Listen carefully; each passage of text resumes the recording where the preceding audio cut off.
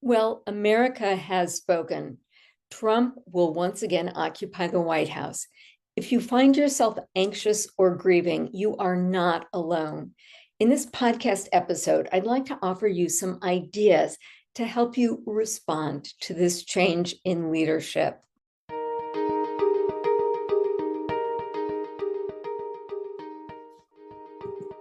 Welcome to the Free Me from OCD podcast. We're here to offer educational resources, coaching, and community support to help you say yes to your life by saying no to OCD. I'm Dr. Vicki, your podcast host and OCD coach. I call on my experience as the mother of a son diagnosed with OCD when he was in college, surgeon, and certified life coach to help you get in the driver's seat of your life. My vision is to help you move towards a future in which OCD is nothing more than the background noise of your full life. This information is intended as an adjunct and not a substitute for therapy. All right, well, let's dig in today. I can tell you that there are lots of neurotypical people who are having a very difficult time responding to the election results.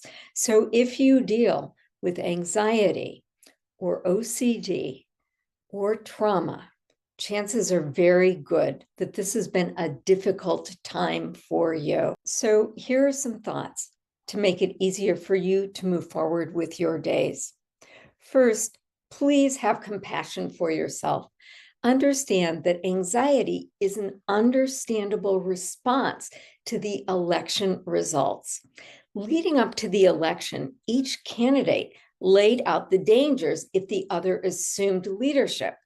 So today, half of Americans see themselves as safer because they believe that Trump was the safe choice.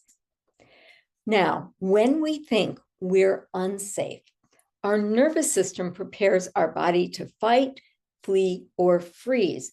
When that happens, you might feel your heart racing. You might find yourself taking shallow breaths. Maybe your skin crawls. So if you are experiencing this danger response, you are also not alone. This is a response that helps us get back to safety when we feel that our lives are at risk. But there is a cost to the danger response. Remember, this was designed to help us escape the saber-toothed tiger and get back to the safety of the cave. This was not intended as a sustained response to an existential threat. So the problem is that we make poor choices when we feel unsafe, and we make better choices when we feel safe. So when we perceive ourselves in danger, our nervous system prepares our bodies to flee, fight, or freeze. In so doing, the nervous system leaves the calm, regulated state and becomes dysregulated. And if you want to understand what a dysregulated state looks like, think of a toddler having a temper tantrum. You know that you cannot talk to the toddler until the toddler calms down. So the very first thing we need to talk about is what to do when you feel dysregulated. How do you get from dysregulated to calm?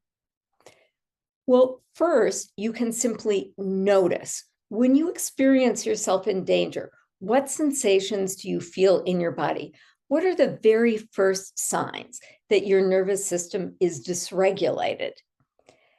So that you can now name it. A lot of people say, I'm anxious when they feel their nervous system being dysregulated. And when you do that, now anxiety becomes part of your identity. Instead, I invite you to say, I feel anxious. Or better yet, simply describe the sensations you feel in your body. When I think about Trump becoming president, my heart begins to race. Next, explain it. Say, okay, my nervous system is just responding to its perception that I am in danger. and then move to calm. And here are a number of strategies that you can try. The first is to just put your hand over your heart and say, right here and right now, I am safe. Nobody is here to kill me. I am not going to die. Then there are body-based intervention. My favorite is conscious breathing. When you're running away from that saber-toothed tiger, you don't have time to exhale. So you can breathe intentionally and make the exhale longer than the inhale. This says to your nervous system, see, I'm safe. I am not in immediate danger. Some people run their hands under hot or cold water to bring them back into the moment. Some other exercises, like looking all around the room and naming things in the room, or touching parts of your body and naming them, can help too. This is my arm, this is my hand, this is my thigh, this is my shoulder. Now, if you find that you are responding to the election results with new obsessions and compulsions, then you definitely want to turn to ERP. This is the single best intervention for obsessions and compulsions. Next, remember that catastrophizing is not useful. We do not know what will happen because the future hasn't been created yet. Our worst fears may come to pass or they may not. And remember that your actions matter. You have a vision of the kind of country you want to live in, and you can still be part of the solution to create that future. So right now, I'd like to argue that your most important job is to learn how to actively manage yourself. We just talked about the importance of recognizing when your nervous system is dysregulated and getting it back to calm. But managing yourself also means managing your brain. It's recognizing that your thoughts that you choose create your feelings, which inspire action, that creates the results that you get in life. The biggest mistake that people make is thinking that their circumstances are responsible for their feelings. Well, we have a new circumstance. Trump was elected our next president. Now, if the circumstances created our feelings, then we would all feel the same, but we all don't. Half of America is celebrating, half of America is having a hard time. It's our thoughts about the circumstances, not the circumstances themselves, that lead to our feelings. And we always have the power to choose our thoughts. I'll be speaking more about some self-coaching skills to help you better manage your brain and choose the kinds of thoughts that are going to help you get the results that you want. I'd like to end with a hopeful message. I believe that America is filled with people of strength and resilience and creativity. We have a long history of getting through adversity, and we found a way through it every time. I'm inspired by a comment that Bill Clinton made. He said, "There is nothing wrong with America that can't be cured by what's right with America."